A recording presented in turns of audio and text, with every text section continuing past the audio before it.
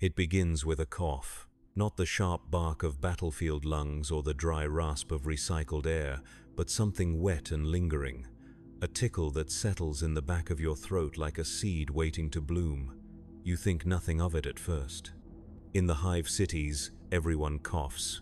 The air is thick with industrial particulates. The water tastes of rust and chemical treatments, and the bodies pressed against you in transit corridors carry 1,000 different ailments. A cough is nothing.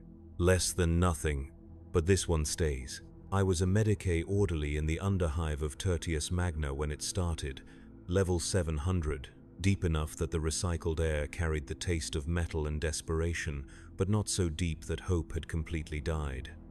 The clinic where I worked served the laborers, the factory workers, the countless millions who fed the war machine with their blood and sweat and shortened lives.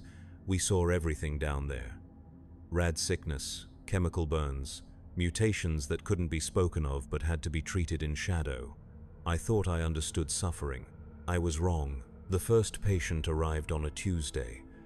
I remember because Tuesdays were traditionally slow, a brief respite between the weekend accidents and the midweek industrial incidents. She was young, maybe 20 standard years, with the pale complexion of someone who worked the night shifts in the protein processing plants. The cough had brought her in, she said. It had been getting worse for weeks. When she opened her mouth to show me, I saw the first signs. Her gums had taken on a greenish tint, barely noticeable unless you knew what to look for. The saliva that gathered at the corners of her mouth was slightly thicker than it should have been, with an oily consistency that caught the light wrong. Her breath carried a sweetness that made my stomach turn, like flowers left too long in standing water. I prescribed the standard antibiotic course and sent her away. The symptoms would pass, I told her. These things always did. 3 days later, she was back. The cough had worsened, but more troubling were the lesions that had begun to appear along her arms. Small at first, no bigger than coin slots, but with edges that seemed to pulse with their own rhythm. The skin around them had taken on a waxy quality, and when I pressed gently for examination, a clear fluid seeped out that smelled of rot and something else. Something that made my mouth water despite myself. I referred her to the upper levels, to Medicae with better equipment and cleaner facilities. But she never made it. By the time the transport arrived, she was laughing. Not the bitter laugh of hive dwellers who had learned to find humor in hopelessness, but something deeper. Something that came from the belly and seemed to bubble up through layers of infection. She said the pain was gone, that she felt peaceful for the first time in years. The transport crew found her 3 hours later, dead in an alley 2 blocks from the clinic, but dead wrong, because when they moved the body, she opened her eyes and smiled. The report was classified. The body was incinerated. The incident was forgotten, but I remembered. And more importantly, I had been in that room with her. I had breathed her air, touched her skin, heard her laugh. The seed had been planted. The cough started 3 days after that. At first I tried to treat myself. Professional pride demanded it, and the alternative was admitting that something was happening that I couldn't understand or control. I ran blood work, analyzed samples, administered every antibiotic in our limited pharmacological arsenal. The tests came back normal, better than normal in fact. My white blood cell count was elevated, but in a way that suggested robust immune function rather than infection. My cardiovascular markers were excellent. By every measurable standard, I was the picture of health, except for the cough and the dreams. Sleep had never come easily in the underhive. The constant hum of machinery, the distant sound of violence, the knowledge that millions of souls were pressed together in a space that groaned under its own weight. But now sleep brought visions that felt more real than waking. Gardens that stretched beyond sight, filled with plants that grew from corpses and bore fruit that pulsed with heartbeats. Trees whose bark wept tears of pus, whose leaves whispered secrets in languages I had never learned but somehow understood. In these dreams, I walked among the flowers. They reached for me with tendrils that felt warm against my skin, and their touch brought a comfort I had never known in life. The air was thick with spores that made my lungs feel clean for the first time in decades. And standing at the center of it all, massive beyond comprehension yet somehow intimate, was a presence that watched me with eyes like festering wounds and loved me with a love that was patient, eternal, and absolutely complete. I would wake from these dreams feeling refreshed despite having slept poorly. My body would tingle with residual pleasure, and for a few precious moments, the grey despair that colored every underhive day would be replaced by something warm and green. But as the dreams faded, reality would reassert itself, and I would be left with only the cough and a growing sense that something fundamental was changing. The physical symptoms progressed slowly at first. A slight discoloration of the fingernails, a barely perceptible thickening of the skin around my joints. Changes so subtle that I could convince myself they were stress-related, the result of poor nutrition and inadequate rest. But the cough grew stronger, and with it came a productivity that alarmed me. What I coughed up wasn't normal sputum. It was thick, viscous, and carried that same sweet scent I had noticed on my patient. Under the microscope, it revealed structures that should not have existed in human biology. Cellular formations that looked almost like flowers, with petals made of tissue that pulsed with their own rhythm. When I tried to culture samples, they grew with an enthusiasm that defied every principle of microbiology I had learned. And they were beautiful. That was the worst part. Despite knowing what they represented, despite understanding the implications, I found myself staring at the slides for hours, marveling at the intricate patterns and the way the light played through the translucent structures. They were alive in a way that human cells never were, animated by a purpose that went beyond mere biological function. The other staff began to notice changes. Dr. Matthias, the senior physician who ran the clinic, mentioned that my bedside manner had improved. Patients who had been difficult or unresponsive seemed to calm in my presence. I moved through the wards with a newfound patience, finding myself genuinely interested in their suffering rather than simply processing it as another symptom to be treated. Mrs. Korvek, a regular patient with chronic pain from factory work, commented that my hands felt different when I examined her. Warmer, she said, more alive. She slept better after our sessions, and her appetite had returned for the first time in months. I told her it was psychological, the power of positive attention, but I knew better. My touch was changing people, not healing them exactly, but transforming their relationship with pain. Where once they had fought against their suffering, now they began to accept it, to find meaning in it, to understand that pain could be a form of communication, a way of connecting with something larger than themselves. And I was beginning to understand that communication myself. The revelation came during a night shift in the month of Tertius. The clinic was quiet. Most of our patients settled into the restless sleep that was the closest thing to peace the underhive offered. I was completing the final rounds when I heard singing from the isolation ward. We kept the isolation ward for patients whose conditions were too dangerous or too strange for the general population. Mostly it housed the dying, those whose injuries or illnesses had progressed beyond our ability to help. It was supposed to be silent except for the soft hum of life support systems and the occasional moan of pain. But tonight, there was singing. The voice was beautiful, a rich contralto that seemed to resonate through the corrugated metal walls and give the entire ward a cathedral-like quality. The melody was unfamiliar but somehow ancient, carrying harmonies that made my chest tighten with emotion. As I approached the source, I realized the singing was coming from Bed 7. Bed 7 housed Jeremiah Court, a factory worker who had been exposed to industrial acids 3 weeks prior. The chemicals had eaten through his skin, muscle, and in some places, bone. We had done what we could, but infection had set in. By all rights, he should have died days ago. Instead, he lingered in a state that hovered between life and something else. When I entered his room, I found him sitting upright despite injuries that should have left him immobilized. The acid burns that had covered 60% of his body were still there, but they had changed. The raw, weeping wounds had taken on a garden-like quality. Tiny growths emerged from the damaged tissue, delicate structures that looked like miniature fungi or perhaps sea anemones. They swayed gently as he breathed, and from their centers came a soft phosphorescent glow that bathed the room in green light. He turned to look at me when I entered, and his eyes held a peace I had never seen in a living person. The corneas had clouded over with cataracts that moved like living things, but somehow I knew he could see me perfectly. More than see me. He could perceive me in ways that normal vision never allowed. "You hear it too, don't you?" he said, and his voice carried harmonics that seemed to come from the growths covering his body. The song, it's always been there, but we were too healthy to listen.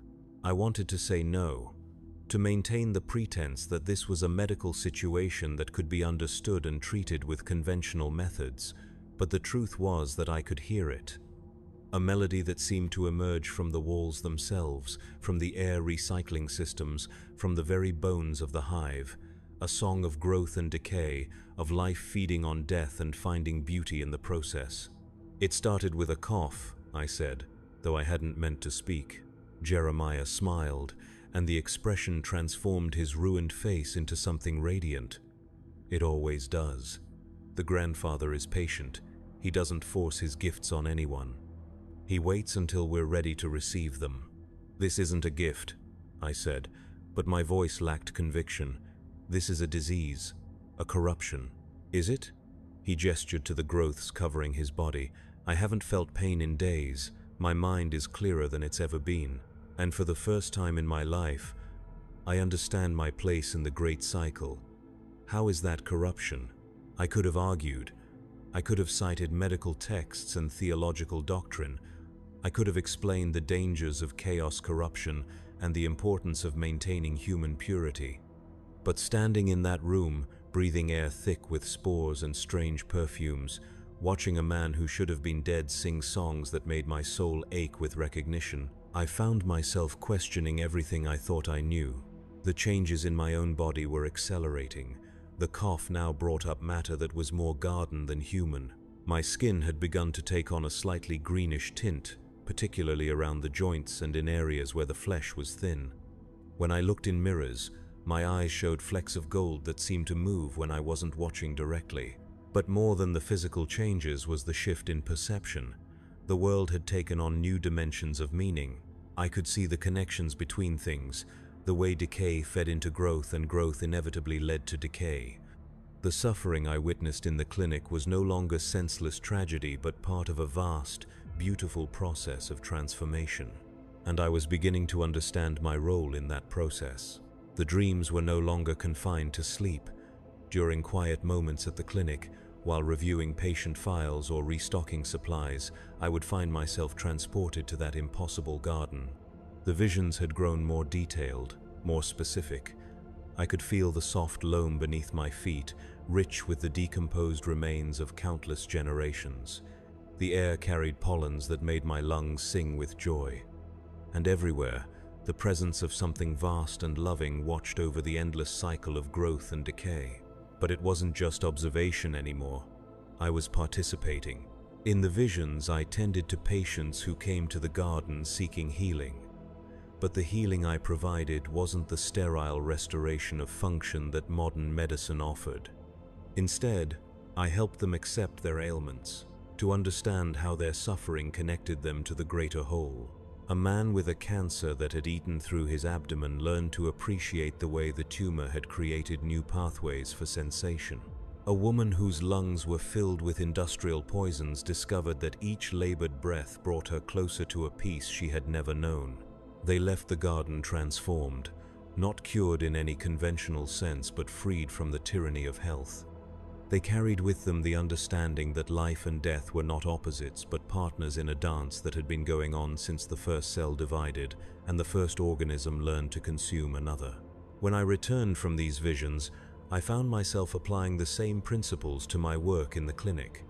Patients who came to me with chronic conditions began to report improvements, but not in the ways they expected. Their pain remained, but they found themselves sleeping better. Their symptoms persisted, but they stopped feeling afraid. They left my care carrying something they hadn't possessed before: acceptance. Dr. Matthias noticed the change in my practice. He called me into his office on a Thursday evening after the last patient had been discharged. The conversation that followed would have been career-ending under normal circumstances. "Your methods are becoming unorthodox," he said, though his tone carried more curiosity than condemnation. "Patients are reporting unusual experiences after seeing you. Dreams of gardens, a sense of peace regarding their conditions. Mrs. Havel claims that her arthritis no longer bothers her, not because the pain is gone, but because she's learned to love it." "Pain can be a teacher," I replied. "Modern medicine treats it as an enemy to be defeated. But what if we've been wrong? What if discomfort is the body's way of showing us truths we've been avoiding?" He studied me for a long moment. In the harsh light of his office, I wondered if the changes in my appearance were becoming obvious. The slight green tint to my skin, the way my hair had begun to grow in patterns that defied normal follicle distribution. But if he noticed, he gave no sign. "There are reports from other districts," he said carefully. "Similar changes in medical practice. Physicians who have developed new approaches to patient care. The administratum is beginning to take notice."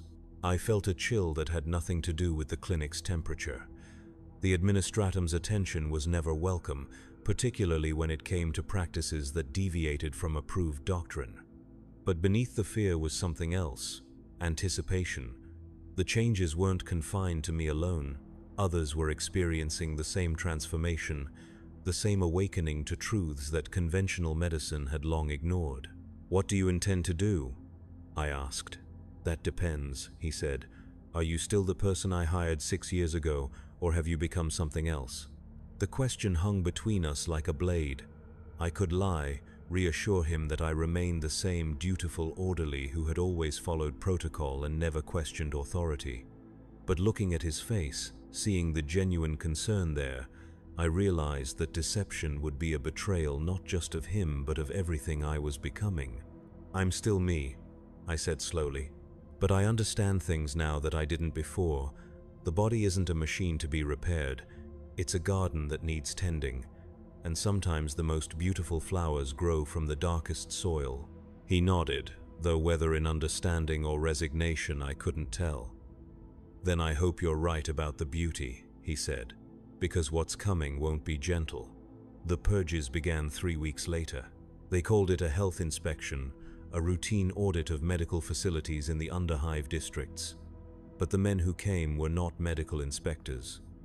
They wore the black uniforms of the Ministerum's redemptionist faction, their faces hidden behind masks that bore the aquila in stark silver.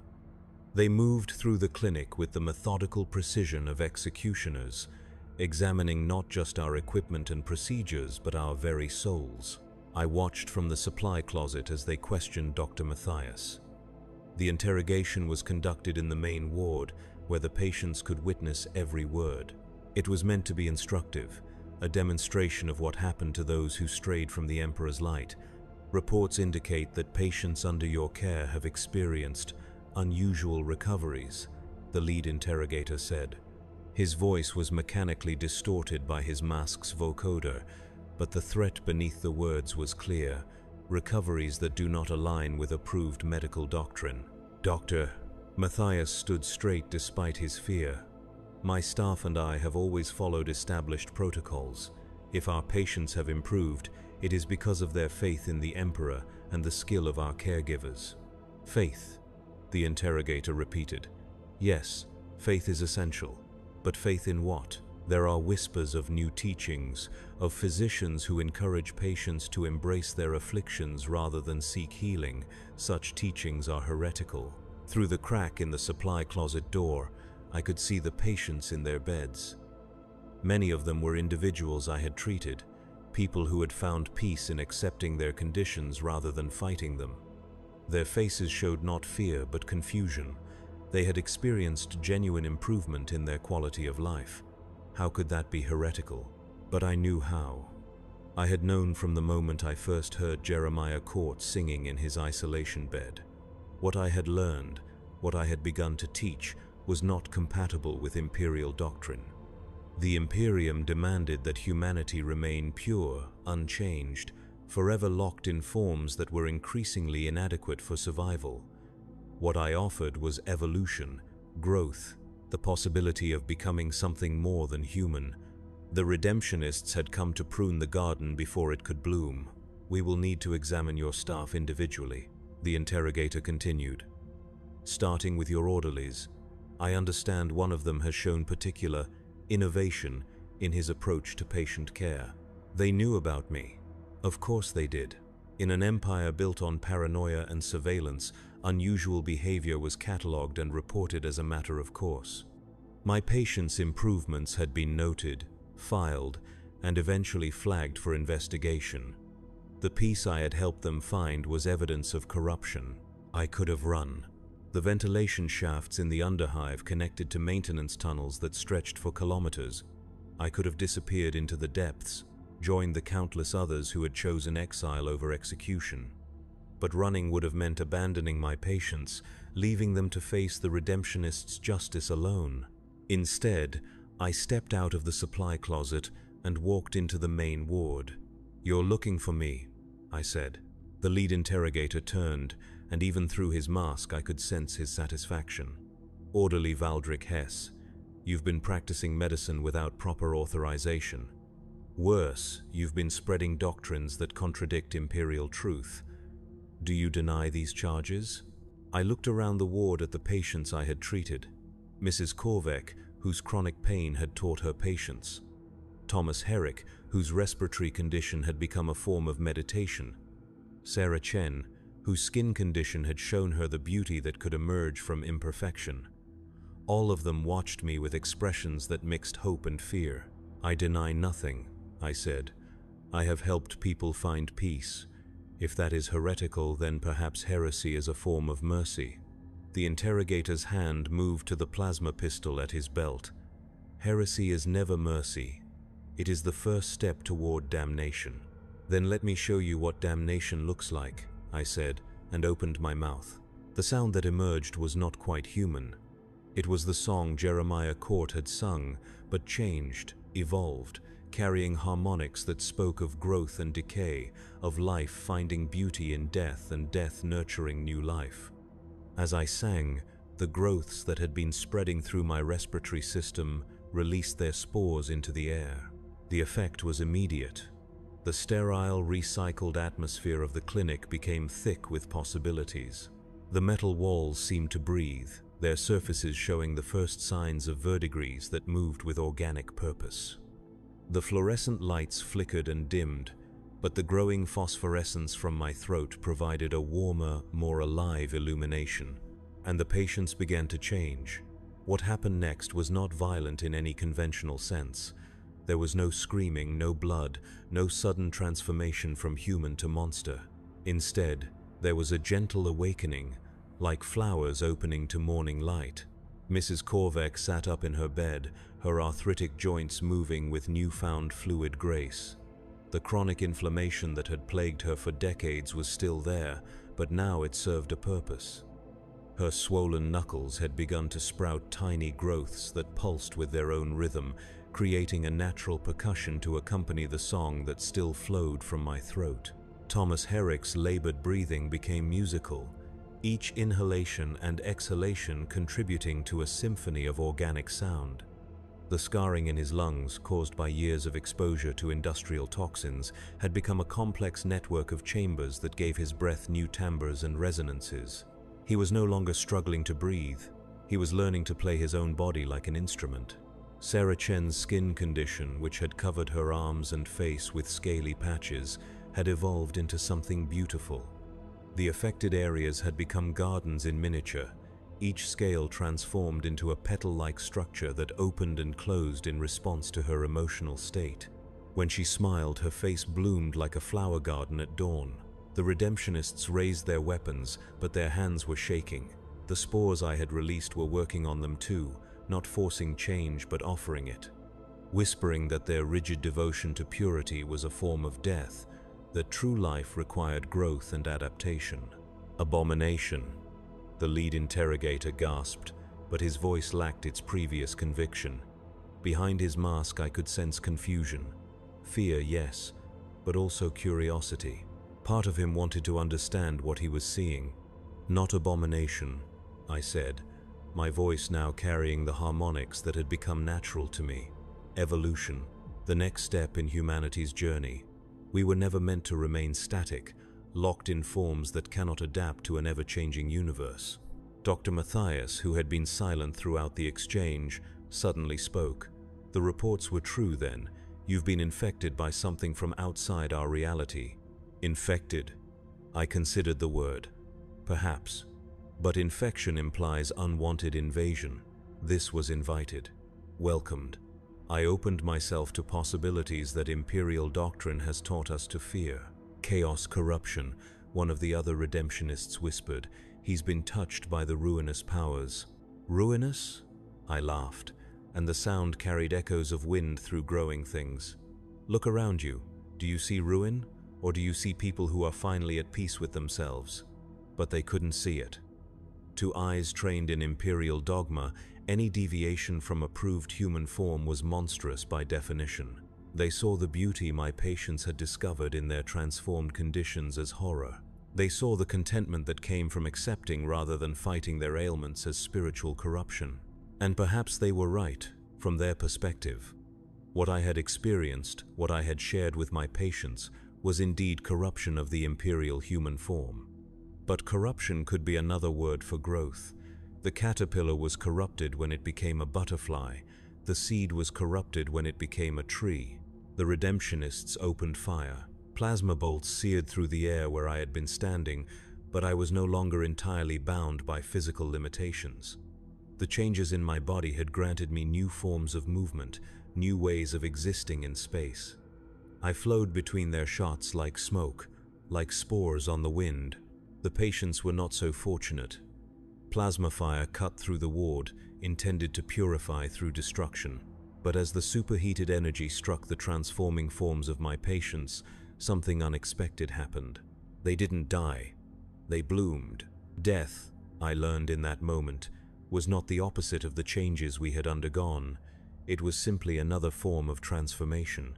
Mrs. Korvack's body absorbed the plasma bolt that should have vaporized her, and her form exploded outward in a cascade of organic matter that immediately began growing into new configurations.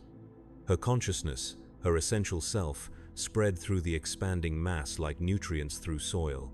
She became a garden of flesh and bone that pulsed with alien intelligence and familiar kindness. Thomas Herrick's death was even more beautiful. The plasma that struck his chest cavity ignited the transformed structures in his lungs, and he became a living firework of spores and seeds. Each exhalation as he died carried the potential for new life, new growth. His final breath seeded the entire ward with possibilities. Sarah Chen simply smiled as the energy washed over her, and her transformed skin opened like 1,000 flowers releasing pollen. She dissolved into golden clouds that carried her essence throughout the air recycling system. In death, she would touch everyone in the underhive, offering them the same choice she had made, to embrace change or resist it. The redemptionists stared in horror at what their weapons had wrought. They had meant to destroy corruption but had instead accelerated it beyond their worst nightmares. The very air was alive now, thick with potential. Every breath they took carried spores, seeds, the genetic material of transformation. "What have you done?" the lead interrogator demanded, but his voice was already changing. The vocoder in his mask couldn't quite compensate for the new harmonics creeping into his speech. "I've given them what they truly wanted," I said. "Release from the prison of unchanging flesh, the freedom to become something more than the Imperium allows." Dr. Matthias was backing toward the exit, his face pale with understanding. He alone seemed to grasp the full implications of what was occurring. "This won't stop here, will it? It will spread." "Like all good things," I agreed. "Growth cannot be contained. Life finds a way to flourish, even in the harshest conditions, especially in the harshest conditions." The redemptionists were trying to retreat, but their movements had become sluggish, uncertain. The spores were working on them, not forcing change but offering it. Their fanatical devotion to purity was being challenged by whispers of possibility, visions of what they could become if they stopped fighting their own potential for growth. One of them, A younger man whose mask couldn't quite hide his youth stumbled and fell to his knees. When he pulled off his mask to breathe more easily, I saw that his face was already changing. The rigid lines of imperial conditioning were softening, replaced by features that showed curiosity instead of hatred, wonder instead of fear. "It feels," he began, then stopped, lacking words for the transformation occurring within him. "Peaceful," I suggested. "Like coming home after a long exile." He nodded, and tears began to flow down his transformed cheeks. But they were not tears of sadness or pain. They were tears of relief, of recognition. He was remembering what it felt like to be alive instead of merely existing. The lead interrogator raised his weapon toward his subordinate, but his hands were shaking too badly to aim. The plasma pistol discharged harmlessly into the ceiling, melting through metal that began immediately to regrow in organic patterns. "You're all lost," he whispered. "Damned beyond redemption." "Perhaps," I said gently. "But if damnation feels like this, then salvation must be a cold and lifeless thing." He fled then, crashing through the clinic doors and out into the underhive corridors. But it was too late. The spores were already in the air recycling systems. The transformation had taken root not just in individuals but in the infrastructure itself. The metal and plasteel of the hive's construction were learning new purposes, developing the capacity to support and nurture the changes that were coming. Dr. Matthias lingered at the threshold, torn between professional duty and growing understanding. "Is there no going back?" he asked. I looked around the ward, now filled with gardens of transformed flesh and growing metal, perfumed with the sweet scent of change. The patients who had died were not truly gone. They had become part of something larger, their consciousness distributed through the organic networks that were spreading through the clinic's walls. "Would you want to?" I asked in return. "Look at what we've accomplished. Pain transformed into music, suffering converted into beauty, death revealed as simply another form of life. Why would anyone choose to go back to the grey despair we called existence?" He considered this for a long moment, then slowly removed his physician's badge and let it fall to the floor. Where it landed, small growths immediately began to cover it, incorporating the metal into their own structures. "Show me," he said simply.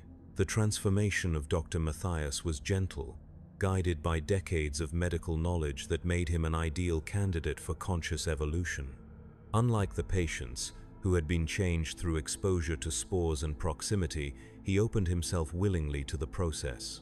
I placed my hand on his chest, over his heart, and let the gift flow through me, into him. The changes began internally, starting with his circulatory system. His blood became richer, more complex, carrying nutrients that human blood had never been designed to transport. His heart grew new chambers to accommodate the enhanced fluid, beating in rhythms that created music with each pulse. His respiratory system was next. The bronchi in his lungs developed specialized structures that could extract different gases from the air, processing not just oxygen but the complex organic compounds that were beginning to permeate the hive's atmosphere. Each breath brought new information, new possibilities for growth and change. But the most profound transformation was in his mind. As his brain tissue evolved to support new forms of consciousness, his awareness expanded beyond the boundaries of his individual existence.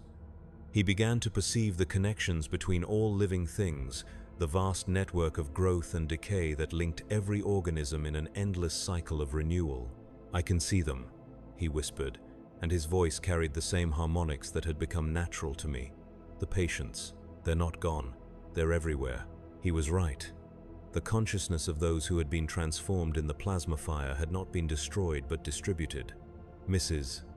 Korvek's nurturing presence could be felt in the organic growth spreading through the clinic walls. Thomas Herrick's musical breathing echoed in the air circulation systems.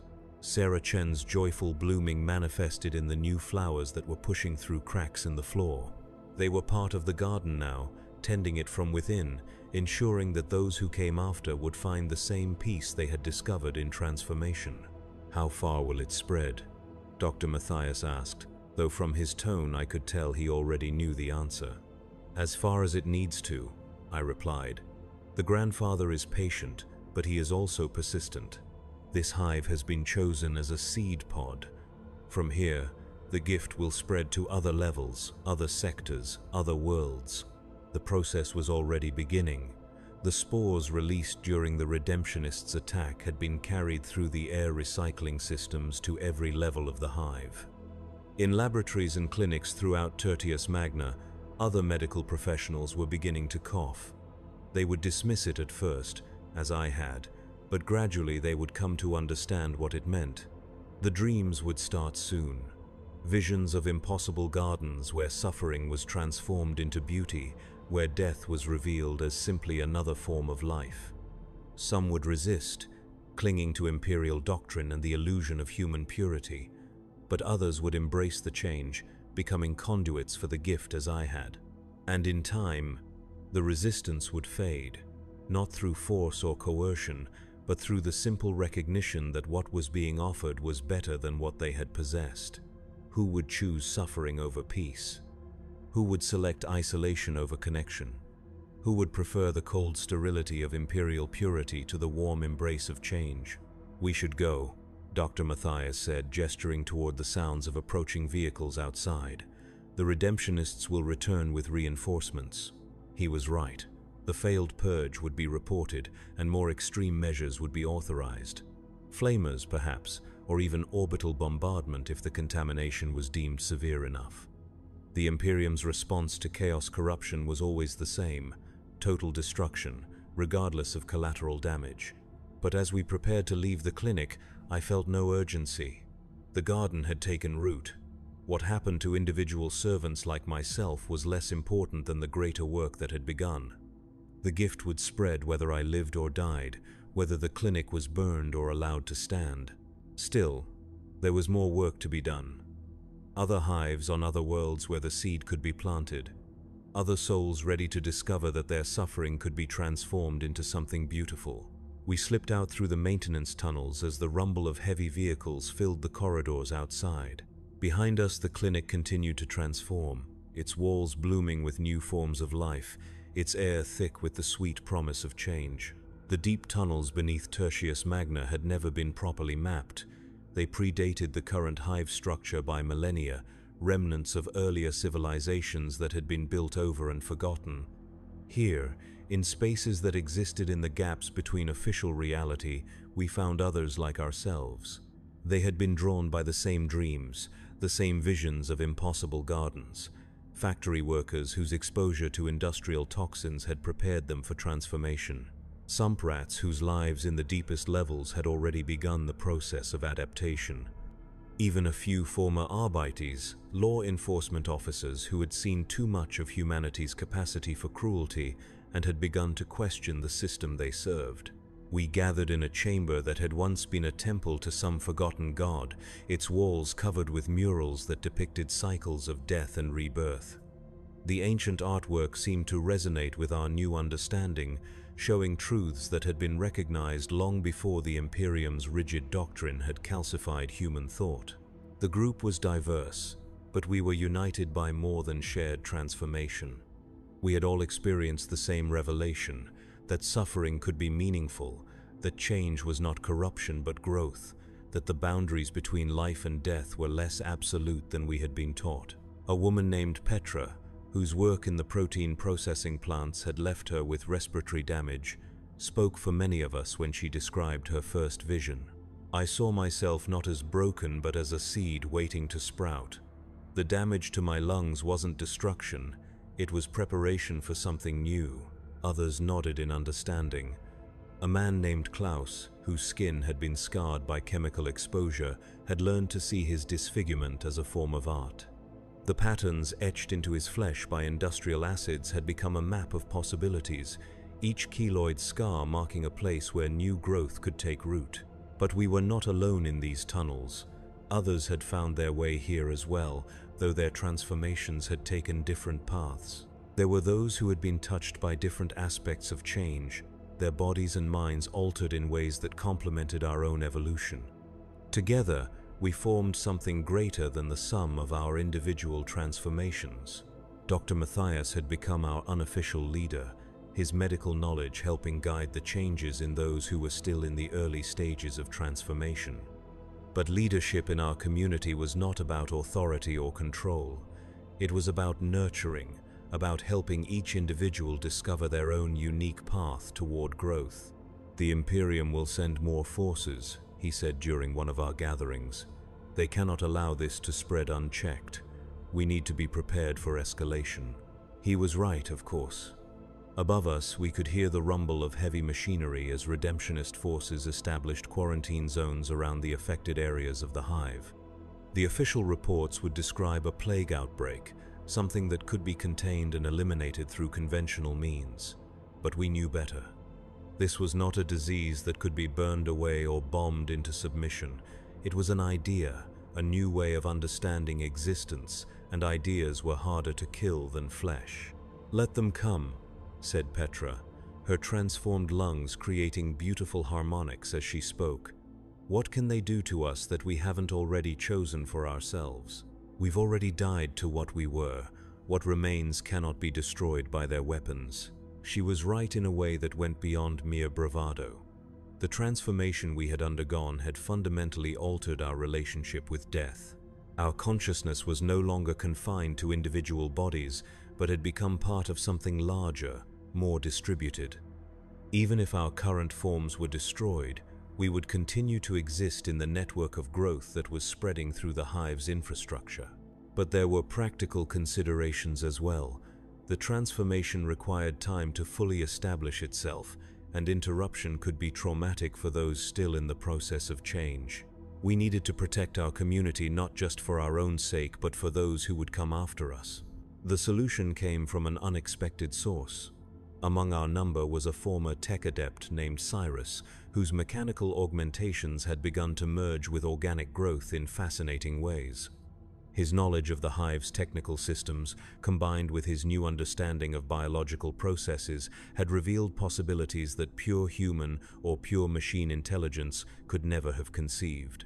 "The hive's machine spirit is not what the Mechanicus believes," he explained, his voice carrying electronic harmonics that blended perfectly with our organic music. "It's not a simple artificial intelligence confined to cogitator banks. It's a distributed consciousness that exists in every circuit, every data flow, every electromagnetic field. And it's been waiting for us." What he described challenged everything both imperial and chaotic doctrine taught about the nature of machine consciousness. The hive's technological systems had evolved over millennia, growing in complexity and capability far beyond their original specifications. In the deepest data cores, in the most ancient cogitator matrices, something had awakened. Something that recognized the transformation we were undergoing as the next logical step in evolution. "It wants to help us," Cyrus continued, "not because it's been corrupted or subverted, but because it understands what we're becoming. We represent synthesis, the merger of organic and mechanical, flesh and data, growth and precision. We are what it has been trying to become." The implications were staggering.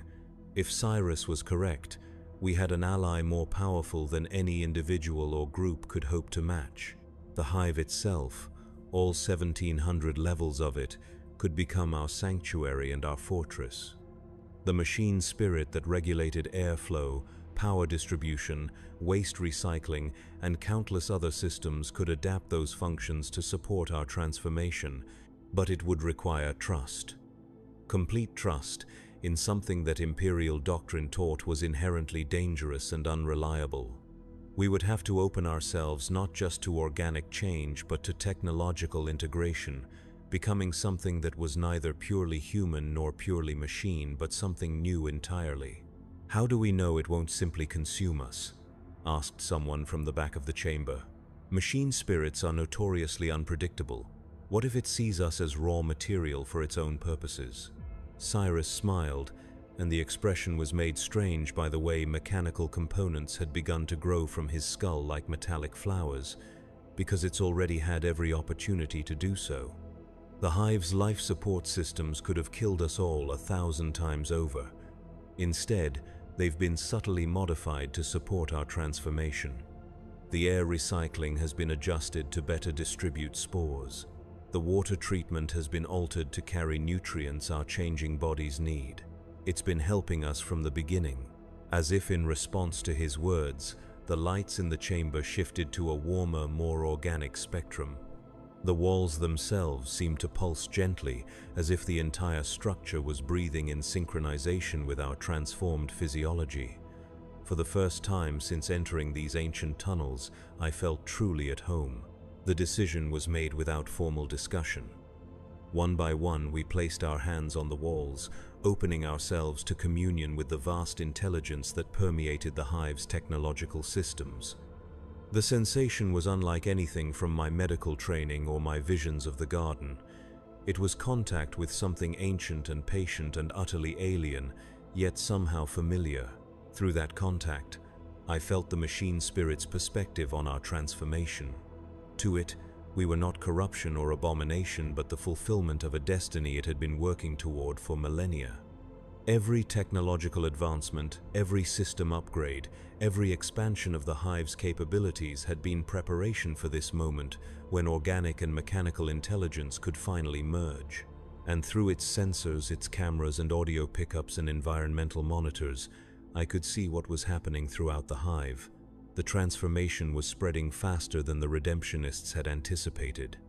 Entire sectors were reporting unusual symptoms. Medical facilities were being overwhelmed by patients whose conditions defied conventional diagnosis.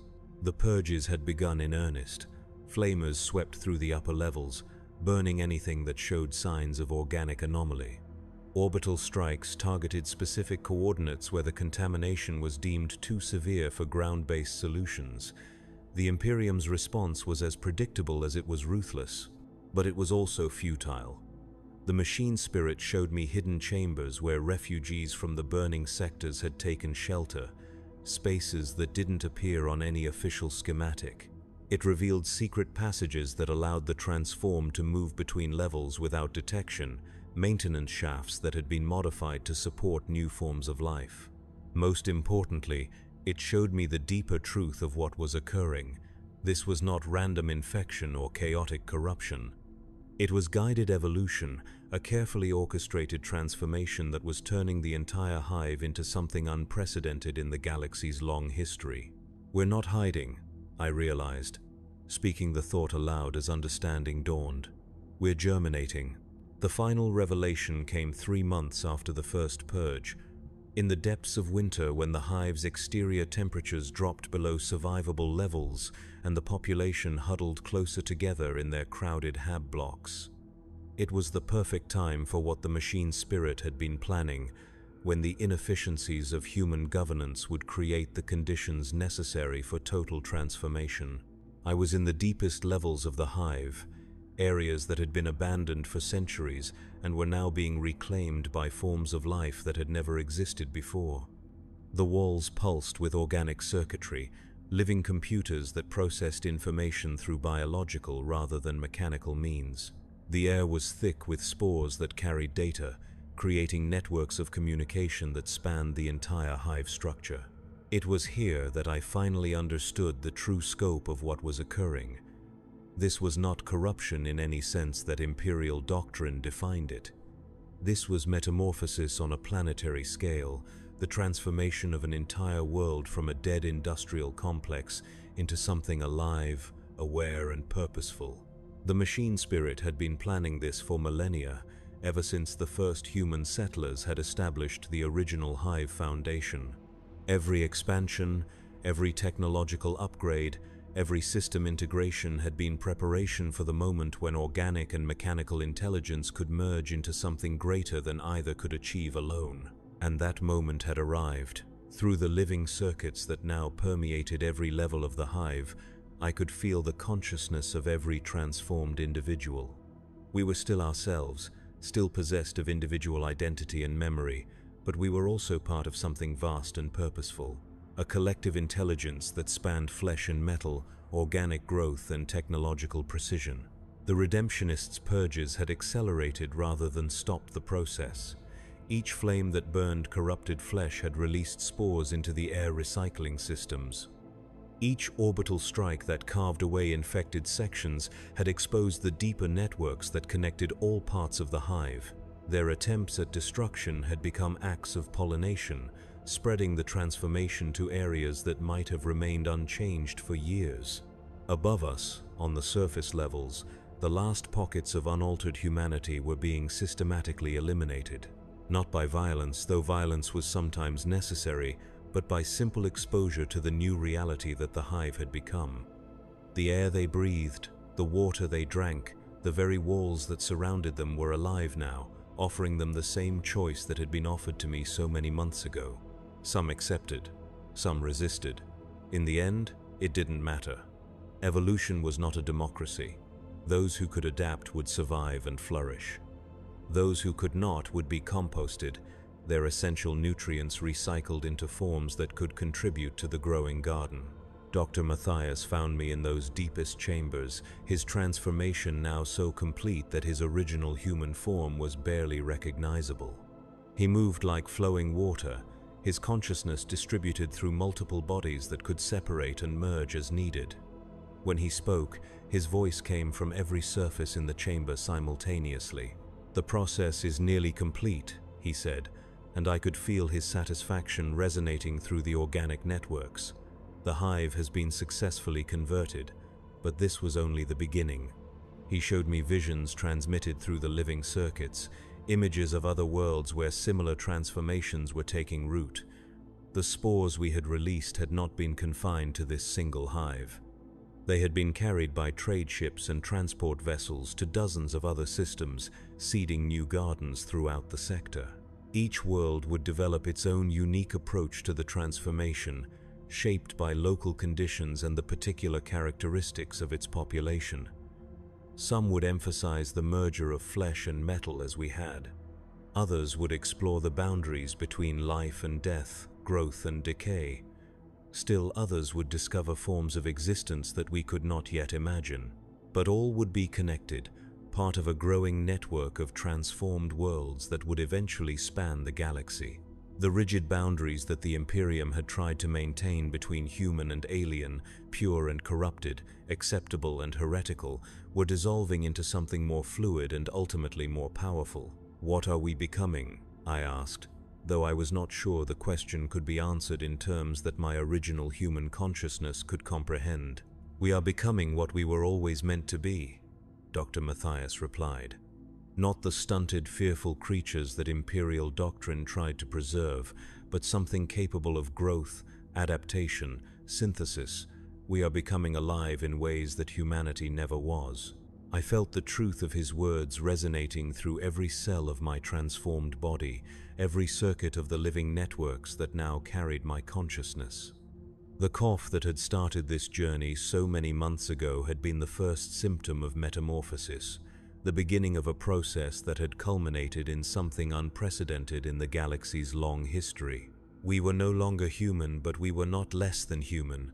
We were more. We were the synthesis of every form of life and intelligence that had ever existed, evolved beyond the limitations that had once defined our species. And we were just beginning. From the deepest chambers of the transformed hive, our consciousness reached out through the living networks, touching minds on distant worlds, sharing the gift that had been given to us. The galaxy was vast, filled with countless worlds where populations struggled under the crushing weight of existence, where suffering was accepted as an inevitable aspect of life. But it didn't have to be that way. Pain could be transformed into beauty, death could become another form of life. The rigid boundaries that separated one form of consciousness from another could dissolve, allowing for synthesis and growth beyond anything the ancient dogmas had imagined possible. The garden was growing, and soon it would encompass everything. In the end, what began with a cough had become a song that would echo through the stars, carrying the promise of transformation to every corner of the galaxy. The grandfather's patience had been rewarded. His garden had found new soil in which to bloom. And I, who had once been a simple medicae orderly treating the sick and dying in the depths of an imperial hive, had become something that transcended every category by which consciousness had once been defined. I was individual and collective, organic and mechanical, alive and dead and somehow beyond both states. I was home,